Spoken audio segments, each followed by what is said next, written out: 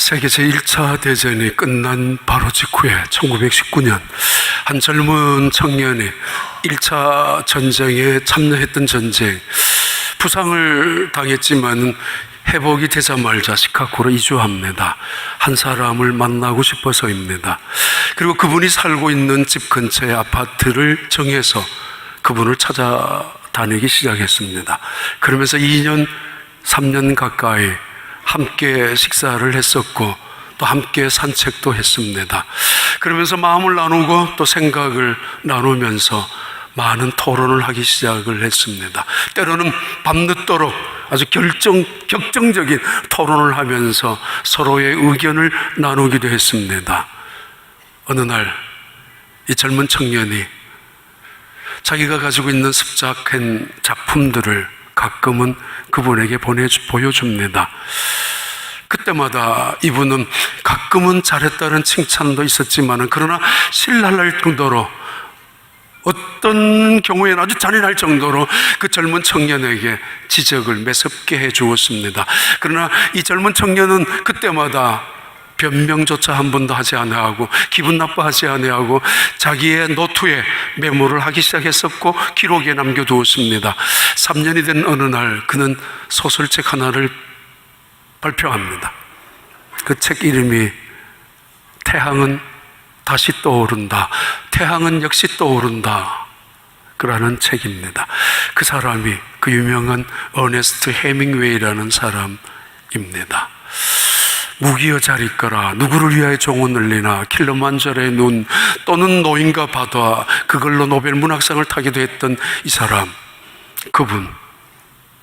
그분이 2차 전쟁이 1차 세계전쟁이 끝나자마자 부상당한 몸을 이끌고 그가 만나고 싶어 했었던, 그래서 시카고까지 이사했었던 그 사람은 바로 서우드 에네스라는 사람입니다. 앤더슨이라는 이분입니다. 이분을 통해서 많은 훈련을 받았습니다. 요즘 같으면 멘토링이라고 할 수 있을 것입니다. 이분이 살고 있는 시카고에 무작정 자기의 거주지를 옮겼고 그 근처의 집까지 가서 아파트를 정하고 있었던 헤밍웨이, 그는 이분 덕분으로 위대한 소설가가 되는, 미국에서 자랑하는 몇 안 되는 작가 중에 한 사람이 되었습니다. 오늘 우린 38주년 기념 감사 예배를 드립니다. 새삼스러운 건 아니지만은 정말 하나님의 은혜에 감사합니다. 하나님이 함께 하시지 아니하였다면은, 하나님이 지켜주시지 아니하였다면은, 하나님이 여기까지 인도하시지 아니하셨다면, 그러나 정말 하나님의 은혜였기에 진심으로 감사하고 또 입으로만 아니라 마음을 다해서 그 하나님의 영광을, 찬양을 드리고 싶은 마음입니다. 다시 한번 하나님께 감사 또 영광을 드립니다. 또 이 교회를 위하여 주님을 사랑하듯 교회를 사랑하며 때로는 눈물을 흘리며 기도하는 분들, 그리고 어떤 경우에는 온몸을 다해서 시간을 내면서 교회에 헌신하고 충성하는 분들, 또 어떤 분들은 이민생활 속에서 귀하게 모은 재산까지 헌금으로 교회를 위하여 애썼던 분들, 감사합니다. 정말 감사합니다. 그리고 내 자리 하나 비워도 별로 눈치채지 못하는 그런 분들도 계시지만은 어떤 면에서, 그러나 어딜 가더라도 내 교회라고 생각하고 마치 내 어머니처럼 생각하며 교회를 지키듯이 어디 가도 내 교회를 위하여 애쓰는, 사랑하는 분들, 내 교회를 지키려고 칭찬까지 하는, 자랑까지 하는 분들 더욱더 감사하고, 주일날이면 어김없이 교회에 와서 예배를 드리고 교회를 통하여 하나님의 은혜를 언제나 사모하며 또 그 은혜 속에서 살아가는 모든 성도들 정말 감사합니다. 2017년 38번째 이제 새로운 38년이 우리 앞에 있습니다. 38년 된 병자를 향하여 예수님께서 말씀하셨습니다. 일어나라고. 너가 갖고 있는, 너가 누워있는 그 들것을 들고 일어나라고. 다시 한번 일어서는 그런 계기가 되기를 바랍니다. 새로운 38년을 하나님께서 우리에게 꿈과 비전을 주셔서 새롭게 걸어갈 수 있는, 아니 세상을 향하여 달려갈 수 있는 그런 교회가 될 수 있기를 진심으로 추구하고 기원하고 또 여러분에게 축복합니다. 엘리야, 그는 마치 앤더슨 같은 멘토이기도 합니다. 근데 어느 날 이세벨이라는 여자의 위협 앞에서 겁을 잔뜩 먹어서 그는 도망치고 말았습니다. 살고 싶어서, 두려워서 광야를 가로질러 브엘세바에 머물렀고, 브엘세바에서 다시 하룻밤을 더 달려 들어가서 로뎀나무 아래에서 쓰러져 있었습니다.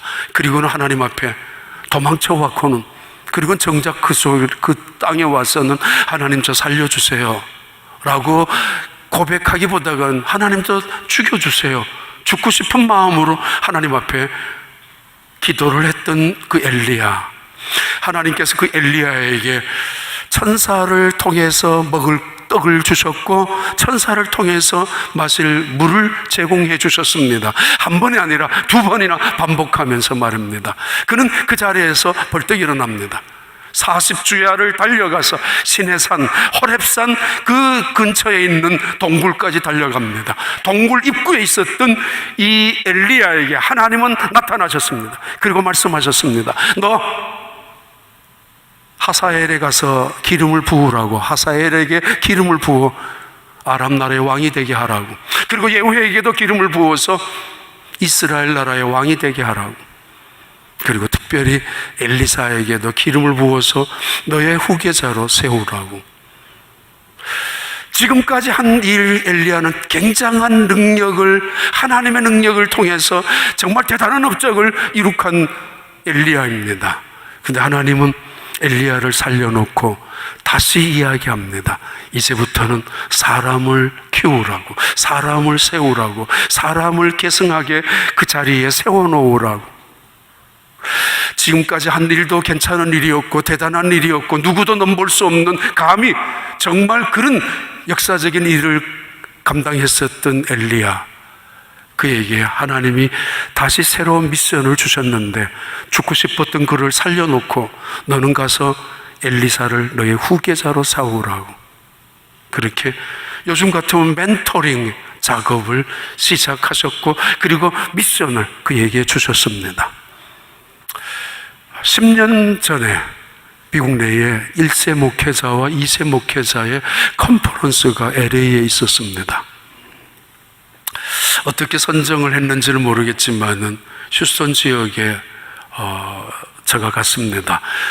다른 사람도 오라고 그랬겠지만은 안 가서, 제가 하여튼 가서 40여 명인 1세 목회자와 2세 목회자가 모인 자리가 있었습니다. 이유는 하와이에 있었던 한인 이민교회 역사의 실패의 정처를 밟지 않기 위한 돌파구, 이민 한인 교회의 가도기를 어떻게 극복할 것이며 우리가 우리의 자손들에게 우리의 교회를 어떻게 물려줄 것인가에 대한 그런 아젠다를 가지고, 이슈를 가지고 2박 3일 동안 모여서 토의한 적이 있었습니다.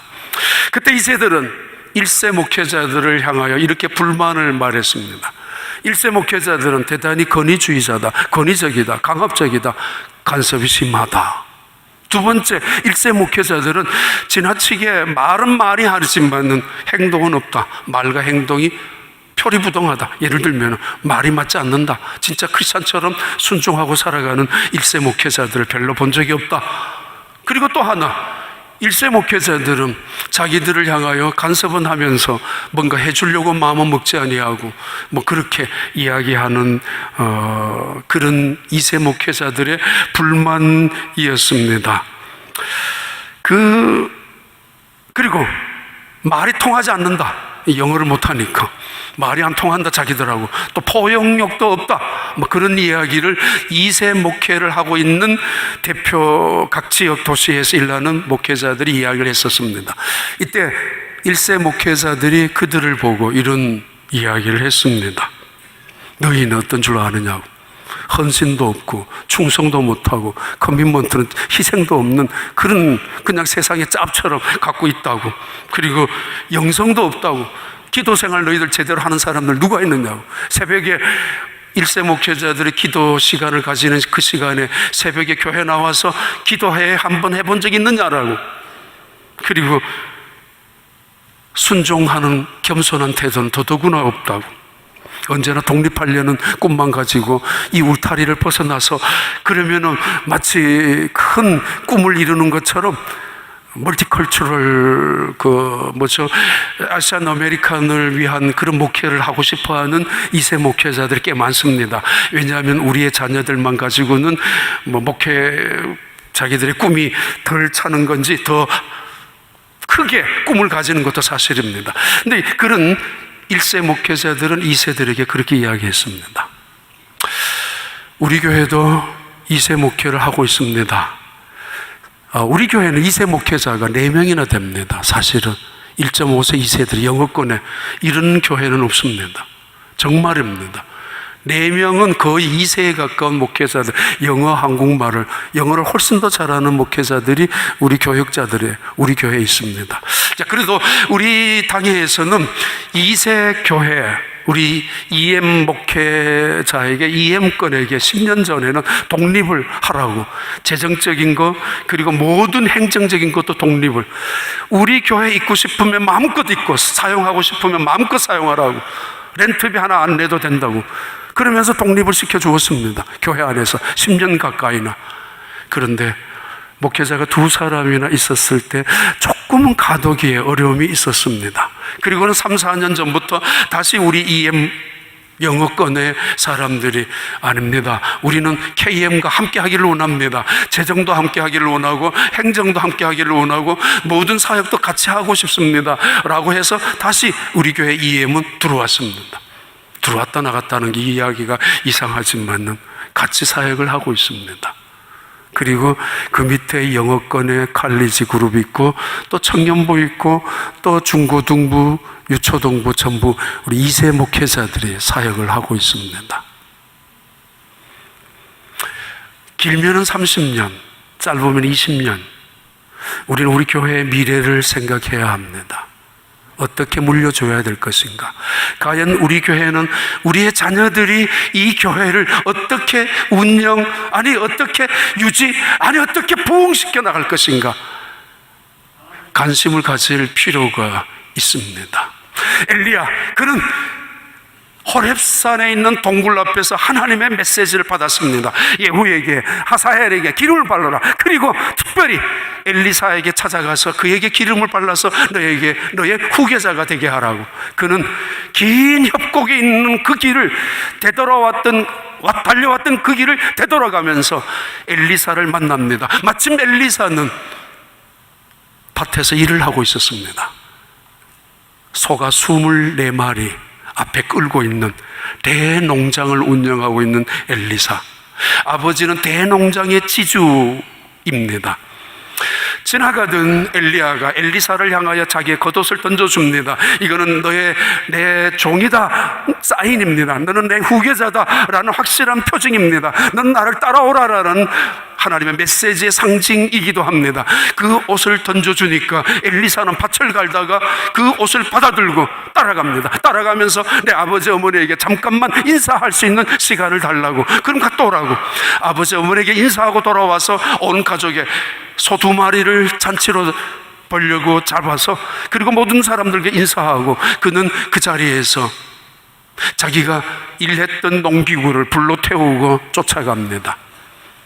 쉬운 일이 아닙니다. 더더구나 큰 일을 하고 있는 사람입니다. 농사를 크게 짓고 있는. 따라오라고. 왜 갑자기 그렇게 말합니까? 내 하는 일 보이지 않습니까? 지금 따라오라고.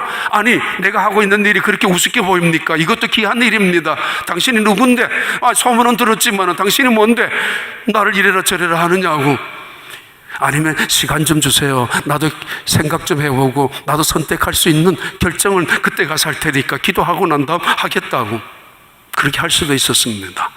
아버지에게 이야기합니다. 아버지가 하필이면 내가 선지자가 되느냐고, 그 길이 얼마나 험난한 길인지 아느냐고. 아니 하필이면 너 아니면 할 사람이 없느냐고. 너는 지금 이 농사를 지어야 되고, 너 아니면 누가 이 일을 하느냐고. 너는 내 아들 아니냐고. 내 이 일을 계승해야 된다고. 무슨 엘리야의 계승자가 되느냐고 할 수도 있었을 텐데, 모두가 다 축하하고 있고, 아니 그 말에 깨끗이 순종하고 있고, 그리고 복종하고 있습니다. 그리고는 그가 일했던 농기구를 태워버립니다. 마치 예수님께서 베드로와 야고보, 안드레, 그 요한에게 너희는 나를 따라오라고 말씀하셨을 때 그들이 배와 그물을 던져버리고 창고에 보관해 놓았다가 기분 나쁘면 다시 돌아오고, 아니면 자기 집에 어디에다가 남겨두었다가 내 수가 틀리면 당장 뭐 저런 게 다 있어, 이건 뭐 당신 뭐 아니면 안 되는 줄 알아? 다시 돌아와서 나는 할 일이 충분히 있는 사람이야. 다시 배와 그물을 꺼내들고 업으로 출발하고 싶은 속셈이 아니라, 그들은 배와 그물을 성경대로 말하면 바닷속에 집어던지고 말았습니다.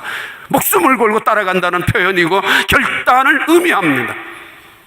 이거 아니면 저거 하고, 저거 아니면 다시 이거 하고, 아니면 돌아오고, 언제나 기회를 엿보는 사람들처럼, 양다리를 걸치고 있는 인간들처럼 그런 것이 아니라, 그는 농기구를 불을 태우고 바로 엘리야를 따라 나섰습니다.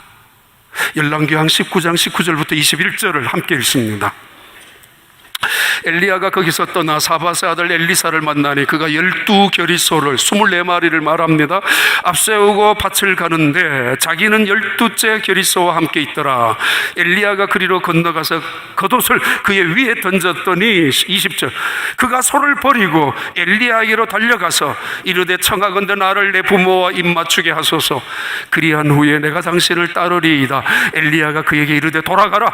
내가 내게 어떻게 행하였느냐 하니라. 21절 엘리사가 그를 떠나 돌아가서 한 겨리소를 가져다가 2마리를 잡고 소의 기구를 불살라 다시 농부의 아들로, 얼마든지 나는 할 일이 있는 사람이야, 부자야, 이 정도면은 뭐 기분 나쁘면 수 틀리면은 엘리야 뭐 이런 인간이 다 있어, 그러면서 돌아올 수도 있었지만은 그는 불살라 버리고 말았습니다. 그리고 고기를 삶아 백성에게 주어 먹게 하고 일어나 엘리야를 따르며 수종들더라. 아니 엘리사가 일어났으면은 선지자의 위치 자리를 주든지, 아니면 하나님의 대언자라면은 이제 대언자답게 행동하든지, 이거 수종이라는 이야기는 손을 가지고 물수건을 들고 다닌다는 이야기고, 아니면은 그 손으로 그 엘리야의 신발을 들고 다니겠다는 것입니다. 농사꾼에서 선지자로, 농부의 아들로서 하나님의 대언자로 서 있는 이 자리, 지금은 그냥 수종 들고는 몸종입니다. 기분 나쁠 수 있습니다. 그리고 얼마가 시간이 지났습니다. 오늘 본문은 얼마가 시간이 지난 이후에 일어난 사건입니다. 그 엘리야가 이런 엘리사를, 그 엘리사는 이런 엘리야를 어떻게 멘토링 작업이 이루어지고 있는가, 그 말씀입니다. 어느 날 하나님께서 엘리야를 부르십니다. 나 이제 사람도 다 세웠으니까 올라오라고.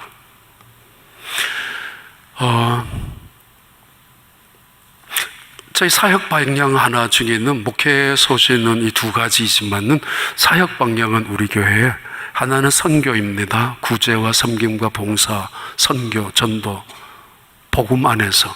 또 하나는 2세입니다. 자녀 교육입니다. 그래서 우리는 2세 목회자들이 그렇게 많이 있는 것이고, 또 목회자들이 필요한 것이고, 그들의 꿈과 비전을 위하여 생생되는 건 아닙니다.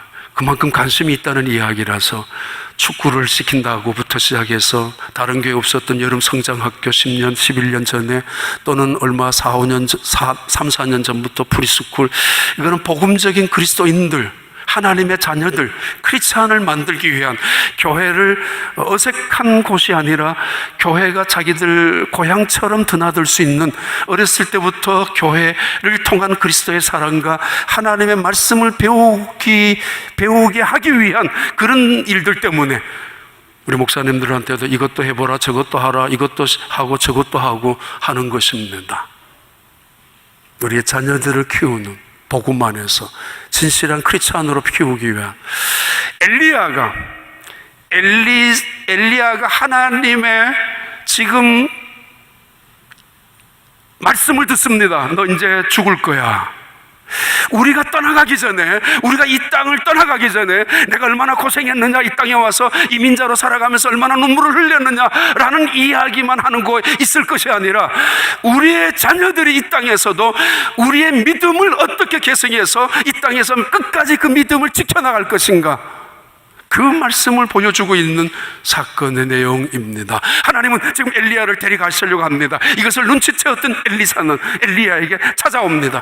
찾아온 그 엘리사에게 엘리야는 떠나가라고, 아니 여기에 있으라고, 내가 떠나갈 거라고, 나는 베델로 갈 것이라고 베델로 쫓아옵니다. 아니 너는 여기 있으라고. 다시 길갈 그 여리고에서 다시 요단강으로 계속 옮겨가기 시작합니다.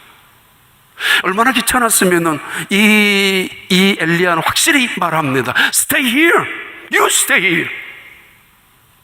그리고는 쐐기를 박듯이 The Lord sent me, 하나님이 나를 보내셨다고.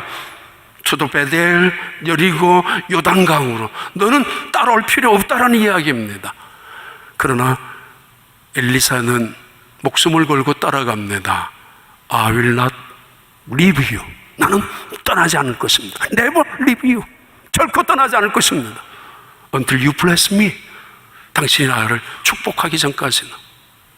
열왕기하 2장 봐요. 넘어가서 2장 2절 4절 6절입니다. 엘리야가 엘리사에게 이르되, 같이 있습니다. 청하건대 너는 여기 머물라. 여호와께서 나를 베델로 보내시니라 하니, 엘리사가 이르되 여호와께서 살아계심과 당신의 영혼이 살아있음을 두고 맹세하노니 내가 당신을 떠나지 아니하겠는지라. 그 다음 4절에 엘리야가 그에게 이르되 엘리사야, 청하건대 너는 여기 머물라. 하나님이 나를 여리고로 이번에는 보낸다. 너 있으란 말이야. 귀찮다라고. 아니 하나님이 하시는 일인데 너가 왜 끼어드느냐라고. 6절에 엘리야가 또 엘리사에게 이르되 청하건대 너는 여기 머물라. 내가 그렇게 말했지, 너 있으라고. 여기에 왜 자꾸 따라오느냐고. 내가 너에게 줄 것도 없지만은 여기 있으라고. 시기가 나서 너 내만큼 일하면 안 돼, 아니 욕심이 생겨서 내가 더 잘했어야 돼, 그런 마음으로 그렇게 너는 여기 있으라고 하는 이야기가 아닙니다. 엘리사, 그는 목숨을 걸듯이 엘리야를 떠나지 않고 있습니다. 그의 옷자락을 붙잡고 있고 그의 발목을 붙잡고 있습니다. 이미 엘리야는 엘리사에게 기름을 부어줬습니다. 그냥 있어도 선지학교 교장 자리 차지놓은 것은 이미 차지한 것입니다. 그냥 있어도 선지자의 대표자의, 선지자 엘리야의 후계자로서 누구나 인정할 수 있는 그 자리에 차지할 수 있는 이미 따놓은 당상입니다. 무슨 그렇게 따라다닐 필요가 있습니까? 자기의 자존심, 자기의 위신을 생각하더라도 그냥 점잖게 있으면 됩니다. 그냥 유명무실한 남들도 그런 자리에 앉아 있으면 다 그렇게 살아가는 것이고, 뭐 굳이 엘리야가 떠나가는 걸 알았던 그 자리에 쫓아다니면서 나를 축복해달라고 할 필요가 뭐 있습니까? 그냥 있어도 이미 계승자이고 그만 있어도 교장 자리에 있는 것이고 대표자의 자리, 누구나 인정할 수밖에 없는 엘리사입니다. 그러나 그럴 수 없습니다. 그냥 유명무실하게 그런 정도로 이름만 가지고 허수아비처럼 그런 자리만 차지하는 나무처럼, 열매 없는 나무처럼 살아갈 수는 없었습니다. 그런 자신의 부족과 연약을 압니다. 그리고 세상이 얼마나 강팍하다는 것을 알고 있습니다. 더 나아가서 하나님이 나에게 맡겨주신 이 일은 영적인 일이고 성령의 도움, 성령의 능력, 성령의 은혜 없이는 할 수 없다는 것을 알고 있습니다. 아니 자기 나름대로 농사를 지어본, 농사를 경영해본 경험이 있는 사람입니다. 이 정도면 얼마든지 학교도 경영할 수 있는 마인드가 있는 사람입니다. 자기 나름대로 자존심이 있습니다. 아니 엘리야보다는 자기가 더 잘할 수도 있습니다. 엘리야 우습게 볼 수도 있습니다. 그까짓 건 뭐, 아니 얼마든지 자기가 갖고 있는 지식이나 지혜를 가지고 깨라고 말합니다. 잘할 수도 있고 힘과 능력을 가지고 재간이라고 합니다. 잘할 수 있단 말이에요. 그러나 그는 솔직히 인정합니다. 자신의 부족과 연약을. 엘리야 봐요. 어떤 능력과 하나님의 영광을 돌렸던 사람입니까? 내가 어떻게 그럴 수가 있느냐고. 나는 감히 그 엘리야의 신발도 들지 못하는 사람에 불과한 거 아니냐라고. 그래서 두려워서, 그래서 불안해서라도 엘리야의 발목을 잡고 축복해달라고, 기도해달라고 외치고 있고 간절하게 포기나 낙심하지 아니하고 끝까지 매달리고 있습니다. 아니, 그런 대단한 엘리야가 어느 순간엔 로뎀나무 아래에 쓰러져서 하나님 나를 죽여주세요 절망하고 때로는 의심하고 원망했던 그 엘리야, 나라면 그 사람을 우습게 여기는 것이 아니라 나는 어떻게 될 것인가에 대한 더 연약한 모습 속에서 괴로움에 어쩔 줄 몰라 하며 엘리야를 놓을 수가 없다는 이야기입니다. 야심이라고요? 욕심이라고요? 자존심이라고요? 아닙니다. 사명감이란 사모함과 크기, 사모함과 간절함의 크기와 비례합니다. 내가 이 맡은 일을 어떻게 감당할 것인가, 그것은 간절함과 사모함의 크기와 연결됩니다. 인간의 위대함이란 그릇의 위대함이 아니라 인간의 위대함 크기는 겸손함과 순종함의 크기와 정비례하는 것이 그 사람의 위대함입니다. 이유는 하나님이 그들과 함께하기 때문입니다. 50명이 구경꾼으로 남아 있습니다. 열왕기하 2장 3절과 5절 잠깐 볼까요? 베델에 있는 선지자의 제자들이 엘리사에게로 나와 그에게 이르되 여호와께서 오늘 당신의 선생을 당신의 머리 위로 데려가실 줄을 아시나이까? 5절에 여리고에 있는 선지자의 제자들이 엘리사에게 나와 이르되 여호와께서 오늘, 반복됩니다. 다른 선지 생도들이 50명 정도가 있었는데 이들도 알고 있습니다. 엘리야가 하나님의 부름을 받아 곧 떠날 것을 알고 있는 사람들. 그러나 누구도 엘리야의 무릎 앞에서 축복해달라고 말하지 않습니다. 누구도 그 엘리야의 무릎을 앞에 앉아서 손을 빌면서 손을 끌어당기면서 기도해달라고 말하는 사람은 아무도 없습니다. 어떻게든 살겠지 뭐, 어떻게든 1년 지나가겠지 뭐, 어떻게든 뭐 돈 주겠지 뭐, 어떻게든 뭐 산입에 거미줄 치겠느냐라고, 어떻게든 그냥 하나님 일 적당히 하면 되겠지 뭐 라는 50명, 그들에게는 하나님의 능력은 전혀 임하지 않았습니다.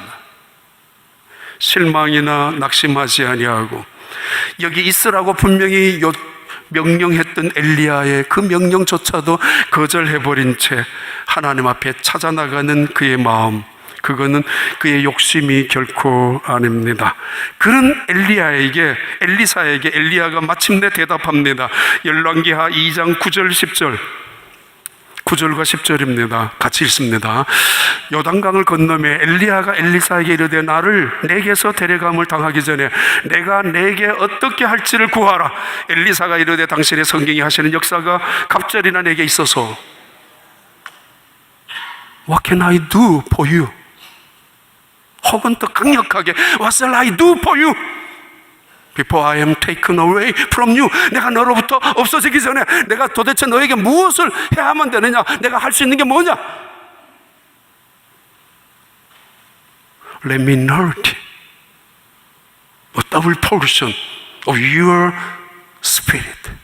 당신의 영감의 배를 내게 달라고. 다시 말합니다.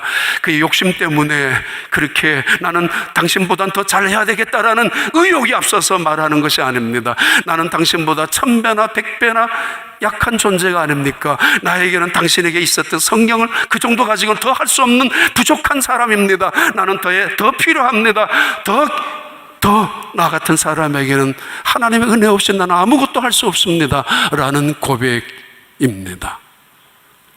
너가 어려운 것을 구하고 있구나. You asked me difficult things.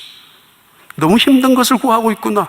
이건 내가 하는 거 아니야. 이건 내 마음대로 주는 것도 아니야. 이건 내 능력에 달린 것도 아니야. 이건 하나님께서 하시는 것이야. 만약에 내가 하나님 앞에 올라가는 것이 너가 보거든, 너가 구하는 것이 이루어진 줄을 믿으라고 말씀하시는 그 엘리야의 말하는 순간에 바로 불말, 하늘에서 내려온 불말이, 아마 불이 퍼져나오는 말, 그들이 끄는 불수레가 이 두 사람 사이를 가로질러서 순식간에 하늘에 해오리 바람을 일으킵니다. 해오리 바람 속에 이 엘리야가 갑작스럽게 끌려 들어가서 없어지고 말았습니다. 이때 엘리사가 말합니다. 내 아버지요, 내 아버지요. 이 순간에도 눈앞에 없어지는 이 순간마저도 포기하지 아니하고, 이 순간마저도 그를 원망하지 아니하고, 그를 오해조차 하지 아니하고, 내 아버지여 무릎을 꿇고 그 하늘에 사라진 엘리야를 향하여 부르짖고 있습니다. 이스라엘의 마병과 병거이신 당신은 그런 하나님의 사람 아니었습니까? 그 순간에 그는 자기의 옷을 찢습니다. 겉옷을 찢어버립니다. 그 순간 이후에 하늘에서 엘리야의 또 다른 겉옷이 떨어집니다. 그 겉옷을 엘리사가 집어들었습니다. 가슴 아픈 이야기가 하나 있는데, 어떤 분이 교회에서 은퇴하시고 목사님이 교회 갈 곳이 없으니까 어느 날은 자기가 몸담았던 교회의 뒷자리에 앉아서 예배를 드리고, 예배를 마치고 집에 돌아가야 되는 시간에 화장실에 급히 들어가서 문을 닫고 앉아 있는 순간에 화장실에 들어온 몇몇 집사님들이, 어른들이 이렇게 이야기하는 걸 들었습니다. 김 집사, 오늘 그 인간 오늘 왜 왔대? 글쎄 말이야, 뭐 좀 얻어먹으려고 왔는 거겠지 뭐. 20년 이상이나 그 교회를 위하여 애썼던 한 목사님이 간신히 화장실에서 앉아 잠깐 계시는 순간에 몇몇 교인들이 교회에 들어와서 내뱉던 말을 듣고 가슴을 치고 그 자리에 오금이 저려가지고 나올 수가 없었던, 진짜인지는 모르겠지만 한 분의 그 비슷한 이야기일 거예요. 고백, 간증 이야기를 글로 본 적이 있습니다. 그 인간 왜 왔대? 평생 목회한 목사님은 그 인간이라고 말하나? 뭐 얻어먹으려고 왔겠지 뭐. 내 겉옷을, 엘리사의 겉옷을 찢어버리고, 찢을 필요 없습니다. 그는 그 겉옷을 갖고 있어야 됩니다. 그래야 그의 권위가, 그래야 체면이, 자존심이 있습니다. 그리고 과거는 단절해야 됩니다. 과거는 업신여길 수 있습니다. 과거는 개혁이란 명명에, 새로운 비전이란 명명 아래 모든 과거를 청산할 수 있습니다. 새로운 비전을 향하여 모두가 새롭게 조직해야 되고 새로운 일꾼이 필요하기 때문입니다. 그런 명분으로 그는 자기의 옷을 찢을 이유가 없었지만은 찢어버립니다. 그리고는 하늘에서 내려온 엘리야의 겉옷을 손에 들고 있습니다. 누가 보더라도 저건 엘리야, 낙타 겉옷 엘리야의 옷입니다. 그러나 그거 전혀 부끄럽지 않습니다. 그리고 그 옷을 들고 요단강에 섰습니다. 그리고 오른쪽을 왼쪽을 치면서 50명 멀끄러미 구경꾼으로 방관자로 있는 그들에게 건너갑니다. 이 이야기도 조심스럽지만 전 우리 교회 와서 저 전임자 목사님 30주년 때는 다 초청한 적도 있었고, 그리고 전임자 우리 목사님 중에 한 분은 아주 훌륭하신 분이기 때문에 3번이나 집회를 한 적이 있습니다. 말 사람이 없었다고요? 아닙니다. 쉬운 일 아닙니다. 그러나 하나님의 교회가 내 교회, 네 교회가 아니라 하나님의 교회의 힘을 하나님께 집중하지 아니하면은 하나님의 교회가 하나님의 은혜로 이루어진다는 사실을 부정해버린다면, 엘리야가 떨어뜨리고 간 그 겉옷을 짓밟아버리고 내 겉옷을 가지고 물을 칠 수 있었습니다. 그리고 내 겉옷을 가지고 요단강을 쳤을 때 갈라질 수도 있었을 거예요. 아, 봐라, 엘리사는 역시 엘리야보다 더 위대한 사람일 수 있다라는 그 칭찬, 그 인기, 그 명성에 유혹을 당할 수도 있었을 것입니다만은 엘리사는 자기의 겉옷을 찢어버리고 엘리야의 겉옷을 가지고 손에 들고 있습니다. 지나치게 과거를 단절하거나 지나치게 현실을 부정해버릴 수는 없습니다만 우리 교회의 금년은 3세대가 함께하는 교회입니다. 3세대가 함께하는 교회. 할아버지, 아버지, 자녀, 그래서 모든 사역이나 행사를 가능한 함께 하려고 애를 많이 쓰고 있습니다. 우리 교회가 앞으로도 우리 2세들을 향하는 여러분의 옷자락, 여러분의 겉옷, 자녀들이 손에 들고 이것이 우리 부모님의 믿음이었고 기도였고 축복이었다고 그것을 자랑할 수 있을 만큼 우리 교회, 우리 모든 성도님들 다 되시기를 진심으로 축복합니다.